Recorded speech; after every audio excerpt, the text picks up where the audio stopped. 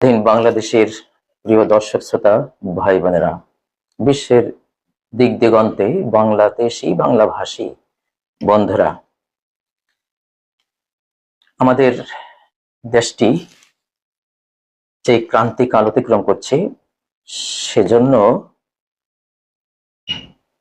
কোরআন ও সুন্নাহ ঘেঁটে এর রক্ষার কিছু ফর্মুলা আমি চিন্তা করেছি, আপনাদেরকে শেয়ার করবো ইনশাআল্লাহ। প্রত্যেকেরই উচিত মাতৃভূমি, প্রিয় মাতৃভূমি স্বাধীন বাংলাদেশের রক্ষা, এর স্বাধীনতা, এর নিরাপত্তা, এর সমৃদ্ধির জন্য কাজ করা।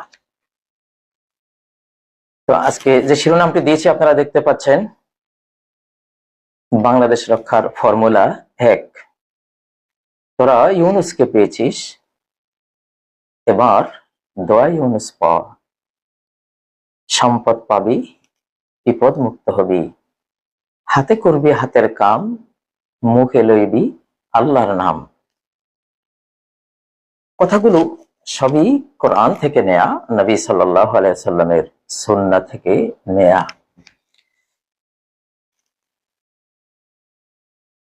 যেই দোয়া ইউনুসের কথা এখানে বলছি, এটি সম্পর্কে নবী সাল্লাল্লাহু আলাইহি সাল্লাম বলেছেন, দাওয়াতু জিন্নুন ইজদাআ বিহা ফি বাতনিল হুত। জিন্নুন বলা হয়, নুন মানে মাছ, জি মানে ওয়ালা, মাছওয়ালা, মাছওয়ালা নবী, অর্থাৎ মাছে গলাধকরণ করেছিল যে নবীকে, তিনি মাছ গিলে ফেলেছিল যে নবীকে, ইউনুস আলাইহিস সালাম। তো তিনি যে দোয়াটি করেছিলেন কোথায়? ফি বাতনিল হুত, তিনি মাছের পেটের ভেতরে। কি ভয়ঙ্কর পরিস্থিতি! তিনির পেটে তিনি মানে যখন একেবারে গলাধকরণ হয়ে গিয়েছিলেন, বাছার আর কোনো বাহ্যিক সম্ভাবনা নেই, একেবারে সম্ভাবনা শেষ, তখন তিনি দোয়াটি করেছিলেন, লা ইলাহা ইল্লা আনতা সুবহানাক, কোনো মাবুদ নেই, কোনো ইলাহ নেই আপনি ব্যতীত, আপনার পবিত্রতা ঘোষণা করছি, বর্ণনা করছি। অর্থাৎ আপনার কোনো শরীক নেই, কোনো অ্যাসোসিয়েট মাবুদ নেই, আপনার কোনো অংশীদার নেই, আমি এই পবিত্রতা আপনার ঘোষণা করছি। ইন্নী কুনতু মিনাজ জালিমিন, আমি জালিমদের একজন, আমি জালিমদের অন্তর্ভুক্ত, যারা জুলুম করেছে, অবিচার করেছে, আপনার নির্দেশ অমান্য করে, আপনার কোনো অর্ডার অমান্য করে যারা অন্যায় করেছে, আমি তাদের একজন। নিজের দোষ স্বীকার করলেন। তো নবী সাল্লাল্লাহু আলাইহি ওয়াসাল্লাম বলেন, ফাইন্নাহু লা ইয়াদুআ বিহা মুসলিমুন ফি শাইইন ইল্লা ইস্তাজাবা লাহ, কোন মুসলিম এই দোয়াটি যদি করে কোন বিপদে, আল্লাহ তার ডাকে সাড়া দিবেন। বিশাল একটি ফর্মুলা আমাদের জন্য। তো এখানে এই হাদিসটি ইমাম তিরমিজি বর্ণনা করেছেন, 3505 নম্বর হাদিস। হাদিসটি সহিহ। লা ইলাহা ইল্লা আনতা সুবহানাক, এই পর্যন্ত লা ইলাহা ইল্লা আনতা সুবহানাক, এই যে কালেমে তয়্যিবা, যে আল্লাহ আপনি ব্যতীত কোনো ইলাহ নেই, কোনো মাবুদ নেই, কোনো মাহবুব নেই, আমার জীবনের আর কোনো মকসুদ নেই, আমার জীবনের আর কোনো বেসিক প্রকৃত প্রিয়, যার জন্য সকল প্রেম উৎসর্গ করব, অন্য কাউকে ভালোবাসলে তার কারণে ভালোবাসবো, এমন আর কেউ নেই আপনি ছাড়া, যার সামনে আমি অবনত হব, যার সমস্ত অর্ডার আমি মেনে নেব, আপনি ছাড়া কেউ নেই। সুবহানাক, এই সুবহানাক শব্দ হলো আসমান জমিনের কুল মাখলুকাতের রিজিকের বাণী। ইন্নাহু ইউরযাকু বিহা আহলুস সামাওয়াতি ওয়াল আরদ। নাসিরউদ্দিন আলবানী সহিহ হাদিস সিরিজের মধ্যে হাদিসটি রয়েছে হযরত নূহ আলাইহিস সালাম থেকে। তিনি বলেছেন যে এই সুবহানাক, এটি হলো আসমান জমিনের কুল মাখলুকাতকে আল্লাহ রিজিক দেন এই সুবহানাক কালেমার কারণে। সূরা বনী ইসরাঈলের ৪৪ নম্বর আয়াতে আল্লাহ কি বলেছেন? ওয়া ইম মিন শাইইন ইল্লা ইউসাব্বিহু বিহামদিহি, এমন কোন বস্তু নেই যে আল্লাহর প্রশংসা আর তাসবিহ জপে না। মানে এই প্রশংসা, এই তাসবিহ তাদের রিজিক টেনে নিয়ে আসে। এই জন্য সবাই তাসবিহ পড়ে, পড়তেই হবে। তুসাব্বিহু লাহুস সামাওয়াতুস সাবউ ওয়াল আরদু ওয়া মান ফিহিন, সাত আকাশ তার তাসবিহ জপে, ওয়াল আরদ, পৃথিবী সমূহ তার তাসবিহ জপে, ওমান ফিহিন, এই মহাবিশ্বে আসমান জমিনে যা কিছু আছে সকল কিছু তার তাসবিহ জপে। মার্কিন বিজ্ঞানীরা যে বস্তুর একেবারে নিউক্লিয়াসের মধ্যে একবারে সব সূক্ষ্ম অস্তিত্বের মধ্যে যে কম্পন, আলোর বিচ্ছুরণ এবং এটা সাউন্ড পেয়েছেন, পরে এটা ব্রিটিশ বিজ্ঞানীদেরকে জিজ্ঞাসা করেছিলেন এই কম্পন, আলোর এই বিচ্ছুরণ, এই সাউন্ডটা কি? তো ব্রিটিশ বিজ্ঞানীদের মধ্যে একজন মুসলিম বিজ্ঞানী ছিলেন, ভারতীয়, মানে আমাদের এই উপমহাদেশীয়। তিনি বললেন হ্যাঁ, এটা কোরআনে আছে, এই আয়াত, যে প্রত্যেক বস্তু নিশ্চয় তাসবিহ জপে। তো তাসবিহ জপলে তো একটা আলোর বিচ্ছুরণ হবে, একটা কম্পন হবে, একটা সাউন্ড হবে। তো ওয়ালাকিল্লা তাফকাহুনা তাসবিহাহুম, তোমরা বস্তু নিশ্চয় তাসবিহ কিন্তু বুঝো না, আসলে আমরা বুঝি না, কিন্তু তারা তাসবিহ জপে। তো তাসবিহ, এই যে লা ইলাহা ইল্লা আনতা সুবহানাক, এইটুকু হলো কিসের জন্য? এইটুকু। আর বিপদ মুক্তির জন্য ইন্নী কুনতু মিনাজ জালিমিন, এই যখন আল্লাহর কাছে স্বীকৃতি দিচ্ছেন যে আমি বড় জুলুম করেছি, মাবুদ তুমি আমাকে মাফ করে দাও, তখন তিনি তো গফুরুর রহিম। শয়তান যখন চ্যালেঞ্জ করেছিল আল্লাহকে যে তোর এইসব বান্দাদেরকে আমি পাপাচারে ডুবিয়ে দেব, আল্লাহ চ্যালেঞ্জ করেছিলেন যে ওরা যখনই ক্ষমা চাইবে আমি ক্ষমা করে দেব। সুবহানাল্লাহ। তাহলে এই কালেমার মধ্যে সম্পদের যে বাণী সেটাও নিহিত আছে। আমি আরেকদিন বলেছিলাম আপনাদেরকে, কোরআন ও সুন্নাহ থেকে সাউন্ড, আওয়াজ, একটা শব্দ, এটা মহাবিশ্বের আল্লাহর পরে সবচেয়ে বেশি শক্তিধর জিনিস। তার কোন দিয়ে আল্লাহ তাআলা মহাবিশ্ব সৃষ্টি করেন, যে কোনো দান তিনি তার কথা দিয়ে সম্পন্ন করেন, যে কোনো বঞ্চনা, ধ্বংসযজ্ঞ কথা দিয়ে সম্পন্ন করেন। কথার উপরে শক্তি, আল্লাহর সৃষ্টিতে আল্লাহর পরে আর কিছু নেই। তো লা ইলাহা ইল্লা আনতা সুবহানাক, এই পর্যন্ত রহমতের দুয়ার গুলো খুলে যাবে, রিজিকের দুয়ার খুলে যাবে। আমি আশা করি ইনশাআল্লাহ বাংলাদেশ এখন নবাব সিরাজের পরে, অর্থাৎ 1757 সালে পলাশীর আম্র কাননে, পলাশীর যুদ্ধ প্রহসনের মাধ্যমে বাঙালি জাতি যে স্বাধীনতা হারিয়েছিল, 23 জুন 1757 সাল, 26 বছরের নবাব সিরাজ পরাস্ত হয়ে, শহীদ হয়ে বাংলাদেশ 200 বছরের গোলামির জিঞ্জিরে আবদ্ধ হয়ে গিয়েছিল। আবার 267 বছর পর 26 বছরের যুবক নাহিদ, সার্জিস, আসিফ, তাদের যারা আছে, ওই 26 বছরের নবাব সিরাজ থেকে স্বাধীনতা চলে গেছে। আবার ওই 26 বছরের এইসব যুবক, 25, 26, 27, 28 এরকমই তো, এই ধরনের যুবকদের হাতে আল্লাহ যেন রাজাধিরাজ একটা পুরস্কার দিলেন, যা বাঙালি জাতি তোদেরকে আমি 26 বছরের যুবক নবাব সিরাজ থেকে কেড়ে নিয়েছিলাম এই রাজত্ব, আবার 26 বছরের কম বেশ 25, 26, 27 এই যুবকদের হাতে তুলে দিলাম।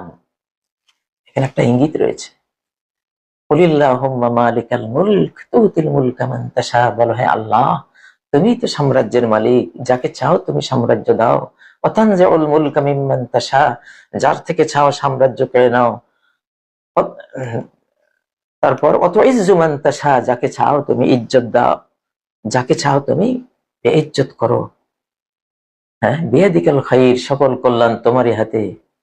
ইন্নাকা আলা কুল্লি শাইইন কাদির, তুমি সর্ব বিষয়ে সর্বশক্তিমান। সূরা সূরা আলে ইমরান আয়াত নম্বর কত? 26 না? আয়াত নম্বর 26, সূরা আলে ইমরান। হ্যাঁ, তো এটা হয়েছে।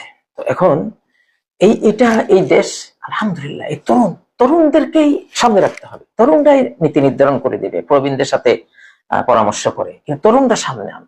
তরুণদের হাতে আল্লাহ 267 বছর পরে স্বাধীনতা দিয়েছেন। আমাদের 1947 স্বাধীনতা ছিল আধা স্বাধীনতা আধা পরাধীনতা, 3 পরাধীনতা ছিল। 1971 স্বাধীনতাও আধা স্বাধীনতা আধা পরাধীনতা ছিল। দিল্লির, অর্থাৎ আমাদের প্রতিবেশীর গোলামি ছিল অনেকটা। এইবার আমরা পেয়েছি নিজ পায়ে দাঁড়িয়ে আল্লাহর এহসান, তার রহমত মেহেরবানিতে আমাদের যুবকদের মাধ্যমে তিনি দিয়েছেন আমাদেরকে প্রকৃত কমপ্লিট স্বাধীনতা। যাই হোক, সেটা আরেকদিন আমি বলবো। ইনশাআল্লাহ। তো এখন এই যে দোয়া ইউনুস, এখানে একটা অত্যন্ত সুলক্ষণ যে যে মানুষটিকে আমরা দায়িত্ব দিয়েছি বাংলাদেশে, তার নাম ইউনুস। এবং এই ইউনুস নামের নবী যিনি, তার নামেরই দোয়াটি হলো দোয়া ইউনুস। একমাত্র একটা জাতি পৃথিবীতে আল্লাহর শাস্তি এসে যাওয়ার পর মুক্তি পেয়েছে, আর কোন জাতি শাস্তি এসে গেছে এখন যতই তারা কাকুতি মিনতি করেছে, ঈমান এনেছে, দোয়া করেছে, আল্লাহ কবুল করেননি। এটা কোরআনে আছে, ফালাম্মা আহসু বাসানা ইযা হুম মিনহা ইয়ারকুদুন।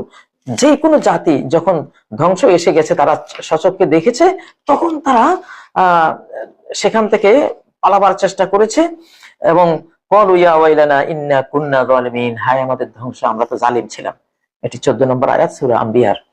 তো সব জাতিরাই কিন্তু বিপদের সময় তারা ঈমান এনেছে, আল্লাহর কাছে ধর্ণা দিয়েছে, কিন্তু আল্লাহ কবুল করেননি। একটা জাতি যারা আযাব অলরেডি আসার শুরু হয়েছে, তখন তারা ঈমান এনেছে, আল্লাহ তাদের ঈমান কবুল করেছেন। এই একটাই জাতি, ইউনুসের জাতি। আমি আশা করি এবারের বাংলাদেশ ইউনুসের জাতি, আমাদের মুহতারাম ডক্টর ইউনুস সাহেবের জাতি। এখন তিনি যেহেতু আমাদের এখন নেতা, সরদার, সরকার প্রধান, আমরা এখন তার জাতি। তো আমি আশা করব আল্লাহর কাছে, হে আল্লাহ, আপনি জানেন যে আপনি কোরআনে ইল্লা কাওমা ইউনুস, এটা আমি আয়াতটা পড়ে শোনাচ্ছি, ফালাউলা কানাত ক্বরিয়াতুন আমানাত ফানাফা ঈমানুহা। কেন প্রত্যেক জনপদ এমন হয়নি যে রাসূলুল্লাহ যখন ঈমান আনতে বলেছিল তারা ঈমান আনতো, ফানাফা ঈমানুহা, ঈমান তাদেরকে উপকৃত করতো, তারা বেঁচে যেত। তারা তো এমন করেনি, ঈমান আনেনি, এই জন্য ধ্বংস হয়েছে। কিন্তু একটা ব্যতিক্রম, এক্সক্লুসিভ একটা ঘটনা ঘটেছে ইল্লা কওমা ইউনুস, ইউনুসের জাতির বিষয়ে। যে ইউনুস আলাইহিস সালামের কথা বলছি, আমাদের সরকার প্রধানের যে নামটা ইউনুস, এটা ইউনুস নবীর নাম। ইউনুসের জাতিকে আমি বাঁচিয়ে দিয়েছি, আযাব আসার পরে তারা ঈমান এনেছিল, তাদেরকে আমি বাঁচিয়ে দিয়েছি। ঘটনা হয়েছিল যে ইউনুস আলাইহিস সালাম 9 বছর পর্যন্ত যখন দাওয়াত তাবলীগের কাজ করার পরে তারা ঈমান আনেনি, তিনি তখন একটা তাদেরকে আলটিমেটাম দিয়েছিলেন যে আগামী 3 দিন, 1 দিন 2 দিন 3 দিনের যে কোনো ভোরে তোমাদের উপর আকাশ থেকে সর্বনাশী ধ্বংস এসে তোমাদেরকে শেষ করে দিবে, পুরো জাতি মারা পড়বে, এটা বলেছে। তো যখন এটা শুনেছেন ওনার জাতি, তাদের আইডিয়া ছিল নবীদের সম্বন্ধে, তো তারা বললো যে দেখো তো ইউনুস আমাদের সাথে থাকে কিনা, যদি আমাদের সাথে থাকে তাহলে আমরা বুঝবো যে তার কথা ঠিক না, আযাব আসবে না, কারণ নবী থাকা অবস্থায় ওই জনপদে আযাব আসবে না, এটা আল্লাহর নিয়ম। ওমা কানা আল্লাহু লিউআযিবাহুম ওয়া আনতা ফীহিম, তুমি থাকতে আমি আযাব দেব না, এটি সূরা আনফালের 33 নম্বর আয়াত। তুমি যতক্ষণ আছো স্টিল, তুমি থাকলে আযাব আসবে না, তুমি চলে গেলে আযাব আসবে। তো ওরা বললো যে দেখো ইউনুস কি আমাদের দেশে আছে নাকি সে পালিয়ে গেছে। তো তারা ইউনুসকে পাহারা দিচ্ছে, একদিন ঠিকই দেখলো যে ইউনুস আজকে নাই। হ্যাঁ, তখন তারা চিন্তা করে সর্বনাশ, ইউনুস নাই মানে কি আযাব এসে যাবে। তখন তারা 1 লক্ষাধিক ছিল, ইলা মিয়াতে আলফিন আও ইয়াজিদুন, সূরা আস-সাফফাতে তাদের সংখ্যা উল্লেখ করেছেন, ইলা মিয়াতে আলফিন আও ইয়াজিদুন, 1 লাখের কিছু বেশি, 1,20,000, 1,25,000 বা এই জাতীয়। তো তখন তারা করলো কি, তারা পুরো জাতি একটা প্রান্তরে চলে গেল, মাঠে চলে গেল, নারী পুরুষ, গরু ছাগল হাঁস মুরগি যা ছিল সব নিয়ে ওখানে তারা গেল, ছেঁড়া ফাটা চামড়া টামড়া পরে, মানে মিসকিন, আল্লাহ যাকে দয়া করেন, শাহানশাহ রাজাদিরা যাকে দয়া করেন, সে দয়া আকর্ষণের ড্রেস তারা পরলো, ছেঁড়া ফাটা চামড়া টামড়া এগুলি পরলো, পরে সকল শিশুকে মা থেকে আলোক করে দিল, দুধের শিশু ছোট্ট শিশু থেকে মাকে আলোক করে দিল, গরুর বাছুর ছাগল ভেড়া দুম্বা এগুলি যা ছিল এদের বাছুর গুলিকে মাগুলি থেকে আলগা করে দিল। এখানে শিশু কাঁদতেছে, ওখানে মা কাঁদতেছে, এখানে দুম্বা কাঁদতেছে, ওখানে দুম্বার বাচ্চারা চিল্লাচিল্লি করতেছে, মানে একটা হাসর কিয়ামত, মানে দুঃখজনক একটা অবস্থা তারা তৈরি করলো। এই সময় দোয়া করলো যে আল্লাহ, আমরা সবাই ঈমান আনছি, আল্লাহ একটা জাতি যারা সবাই ঈমান এনেছে একমাত্র কওমা ইউনুস, হয়তো বা এই জন্যই আযাব আসার পরেও আল্লাহ তাদেরকে ক্ষমা করে দিয়েছেন। সবাই যেহেতু ঈমান এনেছে তোমরা সবাই, ইল্লা কওমা ইউনুস। লাম্মা আমানু, তারা যখন ঈমান এনেছে, কাশাফনা আনহুম আযাবাল খিজি, আমি লাঞ্ছনার শাস্তি তাদের থেকে দূর করে দিলাম, ফিল হায়াতিদ দুনিয়া, যতদিন তাদের দুনিয়ার হায়াত ছিল ততদিন তাদের উপর আর আযাব আসেনি। তো আশা করি এই কওম ইউনূস এখন বাংলাদেশে, ইনশাআল্লাহ এরপরে আযাব আসবে না ইনশাআল্লাহ। তবে আপনাদের এই কাজটা করতে হবে। তো অমাত্তারনাহুম ইলা হিন, তাদেরকে একটা নির্দিষ্ট সময় পর্যন্ত আমি ভোগ সামগ্রী দিয়েছি, অর্থাৎ যতদিন হায়াত ছিল। ৯৮ নম্বর আয়াত, এটি সূরা ইউনূসের ১১তম পারা, ১০ নম্বর সূরা ইউনূসের এটি ৯৮ নম্বর আয়াত। তো এই জন্যই এই কথাটা ফর্মুলে আপনাদেরকে দিয়েছি। আপনারা কিন্তু এটাকে হালকা ভাবে নেবেন না, এটা সিরিয়াস কথা। এই নবীজি তো বলেছেন, এই দোয়া যেই মুখে আসবে তাকে আমি নাজাত দেবই। মুসলিম হলে তো কথাই নেই, অমুসলিমরা পড়লেও এটা কোরআনে আছে যে কেউ যদি অমুসলিমও হয়, যখন বিপদ দেখে সে মুখলিস হয়ে আল্লাহকে ডাকতে শুরু করে, তখন আল্লাহ তার দোয়া শোনেন। যখন তিনি তাদেরকে মুক্তি দিলেন ইলাল বার, স্থল অঞ্চলের দিকে, তখন তারা আবার আল্লাহর বিরুদ্ধে কাজ করতে শুরু করলো, শিরিক করা শুরু করলো। তো এটি হলো সূরা লোকমানের আয়াত, আয়াত নম্বর হলো ৩২ নম্বর আয়াত সূরা লোকমানের। তো যাই হোক, আমার এক ভাই, সে আমাকে একদিন বললো যে আমি খুলনা যাচ্ছিলাম বৈশাখ মাসে, রকেট নামক একটা স্টিমার ছিল, স্টিমারে করে। তো পদ্মার মাঝখানে কালবৈশাখী প্রচন্ড ঝড় আমাদেরকে আক্রান্ত করলো। লঞ্চ স্টিমারে মানে এমন অবস্থা, রোলিং শুরু হলো যে মনে হয় যেন আমরা ডুবে যাব। তখন সবার মুখে লা ইলাহা ইল্লা আনতা সুবহানাক ইন্নী কুনতু মিনাজ জালিমিন, লা ইলাহা ইল্লা আনতা সুবহানাকা ইন্নী কুনতু মিনাজ জালিমিন। সবাই। তো আমার ভাইটা চাচাতো ভাই, সে বলে যে আমার পাশে একটা হিন্দু ভদ্রলোক বসা, কয় আমরা তো পড়তেছি, এখন কোন সময় সেই হিন্দু ভদ্রলোক যে কালেমা শিখে ফেলছেন, সে লা ইলাহা ইল্লা আনতা সুবহানাকা ইন্নী কুনতু মিনাজ জালিমিন পড়তেছে। আমি মন দিয়ে শুনলাম যে শুদ্ধ করে একবারে নির্ভুল ভাবে পড়া শুরু করেছে। তো যখন একটু রুলিং কমলো, তখন এক মুসলমান একটা বেড়ি ধরালো, সিগারেট। এই হিন্দু ভদ্রলোক ওই মুসলমানটাকে বলতেছে যে ভাই ভাই মাপ চাই, এখনো বিপদ কাটে নাই, তুই এখন এইটা ধরিস না। মানে তার দোয়া ইউনুস হচ্ছে না, যে হিন্দু কিন্তু সে দোয়া ইউনুস পড়তেছে। বিপদের সময় হিন্দু, বৌদ্ধ, খ্রিস্টান, 12 জাতি যেই পড়ুক না, আল্লাহ রক্ষা করেন। তো বর্তমান যে বাংলাদেশ, আমরা একটা ক্রান্তিকালে কিন্তু আছি। এখানে ব্যর্থ হওয়ার কোনো সুযোগ নেই, ব্যর্থ হলে আমরা ধ্বংস হয়ে যাব। 267 বছর পর তরুণদের হাতে আল্লাহ সাম্রাজ্য তুলে দিয়েছেন। তরুণরা তোমাদেরকে দিয়েছেন আল্লাহ, আমরা আছি তোমাদের সাথে। নীতি নির্ধারণী কথা তোমরা বলবা, আমি ইনশাল্লাহ ফর্মুলাতে আর আসবে পরে এ নিয়ে কথা বলবো। তো এই দোয়াটি এখন আমাদের মুখে মুখে থাকা উচিত। আমার আজকে শিরোনামের নিচে আছে, হাতে করবি হাতের কাম, মুখে লইবি আল্লাহর নাম। এটি একটি হাদিস, তিরমিজির ৩৩৭৫ নম্বর হাদিস, যে এক ব্যক্তি এসে নবীজিকে বললেন, ইয়া রাসূলুল্লাহ ইন্না শারা'আল ইসলাম কাদ কাসুরাত আলাইয়া, ইসলামের বিধিবিধান তো অনেক, আমি তো এত পারি না।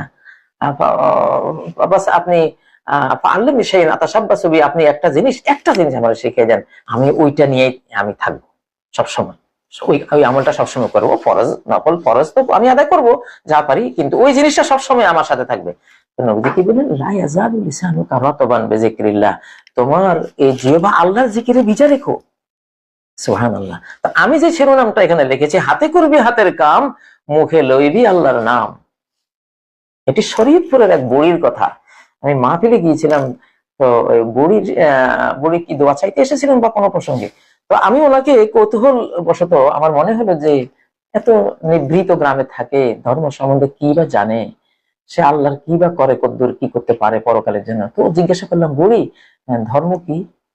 সুবহানাল্লাহ, এই কথাটা সে বলেছিল আমার। তো কেন হুজুর সাহেব, ধর্ম হলে হাতে করবি হাতের কাম, মুখে লইবি আল্লাহর নাম। সুবহানাল্লাহ, মানে ধর্মের প্রাণটাই সে বলে দিল।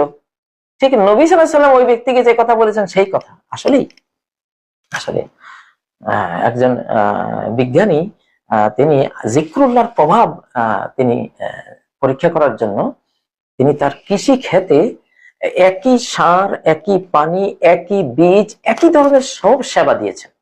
তো এটাকে তিনি ভাগ করেছেন, একটা ভাগ করেছেন। এই এই ভাগের মধ্যে একটা লোক নিয়োগ করেছেন যে তুমি এখানে বসে বসে সবসময় আল্লাহ জিকির করবা যতক্ষণ পারো, সূরা ইখলাস পড়বা, ফালাক নাস পড়বা, সূরা ফাতিহা পড়বা, এগুলি পড়বা, তোমার কাজ হলো এটা। আরেকটা অংশ সেখানে সে বলেছে যে একটা লোক নিয়োগ করেছে যে তুমি এখানে বসে বসে এই ধান গাছ, ফসল গাছ যা আছে এগুলির গালিগালাজ করবা, এগুলিতে কেচি এনে একটু হুমকি দিবা যে কেটে ফেলবো, মানে বিভিন্ন ধরনের দুর্ব্যবহার করবে এগুলির সাথে। আর আরেকটা অংশ খালি।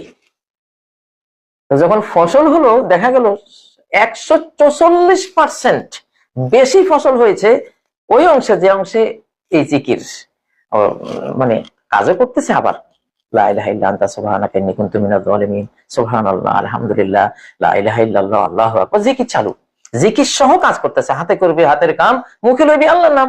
সেখানে 144% ফসল বেশি হয়েছে ওই টুকরার চেয়ে যে টুকরাতে গালিগালাজও করা হয়নি, জিকিরও করা হয়নি, কিন্তু সার, পানি, বীজ সবকিছু এটার মতোই, জিকিরওয়ালা অংশের মতোই দেওয়া হয়েছিল। সেই অংশের চেয়ে এই অংশে 144% বেশি ফসল হয়েছে। আপনি পরীক্ষা করে দেখেন। বাংলাদেশে ইনশাআল্লাহ আমি কিছু সুসংবাদ আসতেছে অন্তর্জগতে, যে বাংলাদেশের আগের এই পর্বটা, যেহেতু নবাব সিরাজের পরে, নবাব সিরাজের সময় আমাদের বাংলাদেশ ছিল বিশ্বের সেরা ধনী দেশ, যে আসতো এই দেশে থেকে যেত, এরকম অবস্থা ছিল। তো পরাধীনতার জাঁতাকলে পিষ্ট হতে হতে আমরা অনেক ক্ষতিগ্রস্ত হয়েছি। এখন আবার সেই সেই জিনিস ফেরত আসবে বাংলাদেশে ইনশাআল্লাহ, অনেক রিজিক আসবে ইনশাআল্লাহ, অনেক সমৃদ্ধি আসবে ইনশাআল্লাহ। হয়তো বাংলাদেশিদের আর বাইরে অত ব্যবসা বাণিজ্য চাকরি করা দরকার নাও হতে পারে, সামনে এমন একটা পরিস্থিতি আসবে। তো সেজন্য ফর্মুলা 1, আজকের এই ফর্মুলাটা, তোরা ইউনুসকে পেয়েছিস, আলহামদুলিল্লাহ, এমন নামের একটা মানুষ পেয়েছি যেই নামের নবীর কওমেই কেবলমাত্র আযাবের সময় বেঁচে গেছে, আর কোন জাতি বাঁচেনি। কোরআন দোয়া করেছিল, আমানতু, আমি ঈমান এনেছি। এই সূরা ইউনূসের 91, 92, 93 নম্বর আয়াতের মধ্যে আপনারা পড়েন, তার কাহিনী আল্লাহ বলেছেন।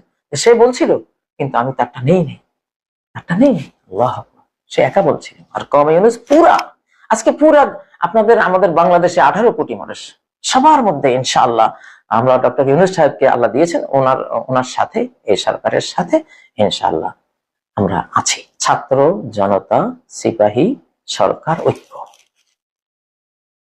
অখণ্ড বাংলাদেশ রক্ষার জন্য কোন দল যথেষ্ট না, এখন গোটা জাতি, ছাত্র জনতা সেনাবাহিনী সরকার ঐক্য, আমরা 4 দল, ছাত্র জনতা সেনাবাহিনী সরকার ঐক্য করে এই বাংলাদেশকে সমৃদ্ধ করতে থাকবো। আমাদের বিশাল শত্রু আছে, এই ঐক্যই হলো এটা সিগন্যাল আকাশের, যে এই ঐক্যের হাতে আল্লাহ স্বাধীনতা তুলে দিয়েছে, ঐক্যের হাতে আজকে সারা বাংলাদেশ ঐক্যবদ্ধ, আলহামদুলিল্লাহ, ঐক্যের হাতে আল্লাহ স্বাধীনতা তুলে দিয়েছেন।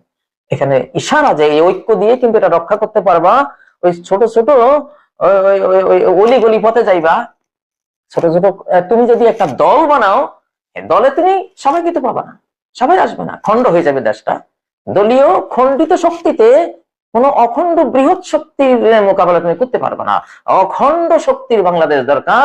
এই জন্য আবার বলছি, ছাত্র জনতা সিপাহী সরকার, 4 শক্তি মিলে দেশ ইনশাআল্লাহ, এই 4 শক্তি মিলেই স্বাধীনতা পেয়েছি, 4 শক্তি থাকবো অটুট অবিচল ইনশাআল্লাহ। আল্লাহ রক্ষা করুন। প্রিয় বন্ধুরা, তো সূরা আল জুমুয়াতে যেটা আল্লাহ বলেছেন, এখানে এখানে এখানে দোয়া ইউনূসের একটা অংশ, যেটা সূরা আম্বিয়ার মধ্যে এই ঘটনা যখন আল্লাহ বলেছেন, সেখানে এই প্রসঙ্গটা নিয়ে এসেছেন 87 নম্বর আয়াতে, যে যখন তিনি মাছের পেটে লা ইলাহা ইল্লা আনতা সুবহানাকা ইন্নী কুনতু মিনাজ জালিমিন বললেন, তখন আল্লাহ তাকে ফাস্তাজাবনা লাহু, আমি তার ডাকে সাড়া দিলাম। দুর্বল ক্ষীণ ইউনূস, ক্ষীণ আওয়াজ, পৃথিবীর কেউ শোনেনি, কোনো মোবাইল নেই, কোনো মিডিয়া নেই, স্যাটেলাইট নেই, কোনো কিছুই নেই, ন্যানো কোনো প্রযুক্তি নেই, কিছুই নেই, ছোট্ট ক্ষীণ আওয়াজটি আরশের মালিক রব্বুল আলামিন শুনে ফেলেছেন। সুবহানাল্লাহ, তিনি তো কল্পনাই ধরে ফেলেন, তার পক্ষে সম্ভব। সে তিমির পেট থেকে তিনি তাকে উদ্ধার করলেন, এবং উদ্ধার করে একটা ইউনিভার্সাল ফর্মুলা এখানে উল্লেখ করে দিলেন। ইউনূসের কাহিনীর সাথে একটা মহাজাগতিক নিয়ম সেট করে দিলেন পরবর্তী অংশে। সেটা কি?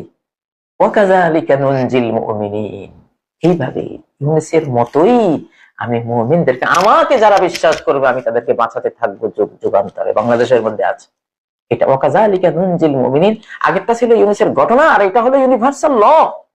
একটা কাহিনী বলে, ঘটনা বলে, একটা চরিত্র সামনে এনে একটা ল দিয়ে দিলেন। এভাবে কোরআন জীবন ঘনিষ্ঠ করে আইনগুলো, ল গুলো তিনি উল্লেখ করেন। ওয়াকাযালিকা নুনজিল মুমিনিন, এমনি ভাবেই আমি দেখবো কার ভিতরে আমার প্রতি বিশ্বাস আছে, আমার নাজাত তার দিকে দৌড়ে যাবে, আমার মুক্তির পয়গাম, মুক্তির কমান্ড তার কাছে হাজির হবেই, আমি তাকে মুক্ত করবই।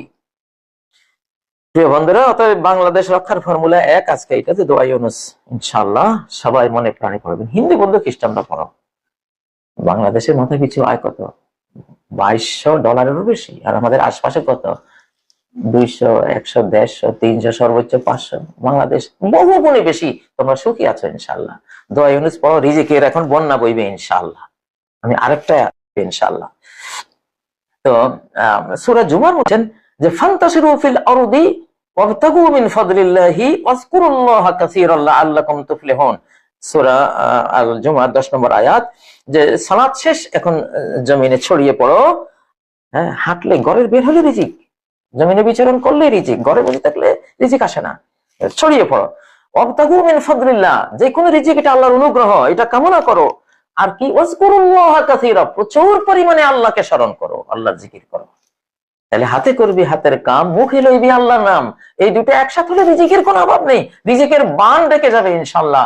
মাতিয়া ছুটিয়া চলে ধারা করো তোর, এটা আরম্ভ হয়ে যাবে। তরুণরা, নাহিদ, আসিফ, তোমরা যারা আছো, তোমাদের সবাইকে স্নেহ দিচ্ছি, মায়া দিচ্ছি। নবাব সিরাজ 26 বছরে এই দেশের স্বাধীনতা হারিয়েছিলেন। আবার 26 বছর বয়সী তরুণরা তোমাদের হাতে আল্লাহ তুলে দিয়েছেন। তোমরা আমাদের সামনে থেকো, আদমরাদের ঘা মেরে তুই বাঁচা, তোমাদের হাতে রেখো। নীতি নির্ধারণ, তোমাদের পরামর্শ ছাড়া যাতে একটা নীতিও নির্ধারিত না হয়। আমরা যারা বুড়ো হয়ে গেছে, পরাধীনতার জাতাকলে পিষ্ট হতে হতে হতে তাদের স্বাধীনতার সেই প্রাণটা মরে গেছে ভিতরে, তাদের সাহস নেই, তারা সাহস করতে পারবে না। হ্যাঁ, তবে আমি ব্যতিক্রম ইনশাআল্লাহ, আমি ব্যতিক্রম। আমি আমার বার্ধক্য অনেক আগে ফেলে দিয়েছি, আজ থেকে 3 বছর আগে, সেটা আরেকদিন গল্প করব। আমার এখন বার্ধক্য নেই। তো যাই হোক, আমি তোমাদের কাতারে আছি। তো যেহেতু এটা দীর্ঘদিন, এটা মুসা আলাইহিস সালামের জাতির ব্যাপারে এটা হয়েছিল। তারা যখন একটা ভূমি আল্লাহ তাদেরকে দেবেন, বলছেন এটাতে ঢুকলেই পেয়ে যাবা। ওরা কয় এখানে এত বড় বড় শক্তিশালীরা আছে, আমরা পারবো না, সাহস করেনি। ফলে আল্লাহ ওদেরকে একটা জায়গায়, এটা ঘটনা আছে, একটা জমিনে আল্লাহ তাদেরকে এমন ভাবে বন্দী করেছেন, সকালে বের হয়, সারাদিন হেঁটে আবার বিকালে দেখে ওই যেখান থেকে শুরু করেছিল আবার সেখানে। 40 বছর এভাবে এক জায়গায় ঘুরিয়েছিলেন। কেন? বুড়োগুলি আগের প্রজন্ম, পরাধীন প্রজন্ম, পরাধীনতার জাতাকলে পিষ্ট প্রজন্ম, যাদের স্বাধীনতার চেতনাগুলো সব মৃত্যুবরণ করেছে, এই প্রজন্মটা শেষ হয়ে যাক, নতুন প্রজন্ম যেটা আসবে, নিউ জেনারেশন যেটা আসবে, স্বাধীন চেতা, এদের হাতে তুলে দেব। ঠিক তোমরা আমাদের সেই প্রজন্ম, তোমাদের হাতে কিন্তু আল্লাহ তাআলা স্বাধীনতা নবাব সিরাজের পরে তুলে দিয়েছে। তোমরা রক্ষা করবে, তোমরা আমাদেরকে, আমরা তোমাদেরকে পরামর্শ দেব। প্রবীণদের অভিজ্ঞতা আর নবীনদের আবেগ, উচ্ছ্বাস, ক্ষমতা, দুটা সমন্বয় করতে হবে ইনশাআল্লাহ। তো আজকে এখানে ইতিরেখা টানলাম, ফর্মুলা 1 দিলাম। আমি ফর্মুলা দিতে থাকবো ইনশাআল্লাহ, কোরআন সুন্নাহ ঘেটে ঘেটে। এগুলি খুব হালকাভাবে নেবেন না, গভীরভাবে এই কথাগুলো ইনশাআল্লাহ ফলো করা উচিত, যেহেতু এগুলো আল্লাহর কথা, শাহানশাহ থেকে এগুলো এসেছে কোরআনে হাদিসে। আমাদের অন্তঃকরণে সেটার ভাব তিনি দিয়েছেন, আমরা সেটা ডেলিভারি দিচ্ছি। সুবহানাকাল্লাহুম্মা ওয়া বিহামদিকা আশহাদু আল্লা ইলাহা ইল্লা আনতা আস্তাগফিরুকা ওয়া আতুবু ইলাইক। আসসালামু আলাইকুম ওয়া রাহমাতুল্লাহি ওয়া বারাকাতুহু।